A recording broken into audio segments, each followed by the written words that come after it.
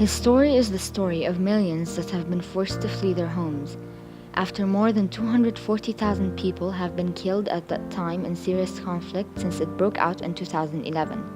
In a desperate move like many other, he decided to catch trains, walk, and even pay people traffickers to leave Syria for Europe.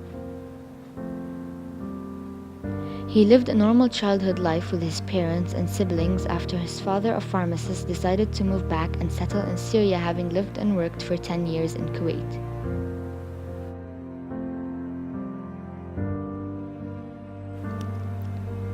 From Damascus to Beirut,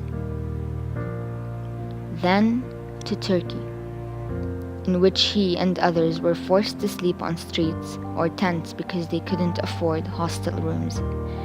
After he got some sleep, it was time for another harsh trip, but this time it was to Greece.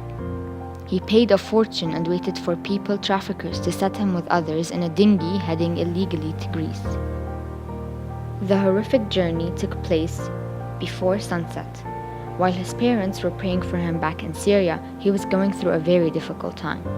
The boat was overcrowded and people were shouting in horror.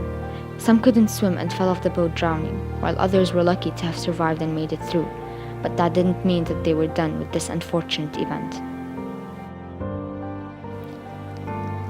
I had my passport with me wrapped around my waist so that it wouldn't fall off, he stammered, but we were instructed to throw off everything that took up space or weight.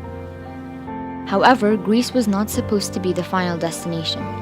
We had to continue our salvation trip due to the country's bad economic situation, he said, so Germany was our target, to which we reached after 2 weeks of on and off rides with not enough sleep and little food supplies. Extremely exhausted and almost collapsed, I submitted my asylum papers to the first German police authority. Then the police took them into a building assigned for the refugees coming from all around the world to get some rest and be legally registered. Just like the others, my life was hard, but I was determined to reach my final destination, to build a new life and start a job. But of course, first, I had to learn the language, he said with joy in his eyes. This journey changed my whole life and made me see the world in a different way, and now I am so grateful and I thank God to what happened, he said with hope. What is one thing you wish would happen right now? I asked him.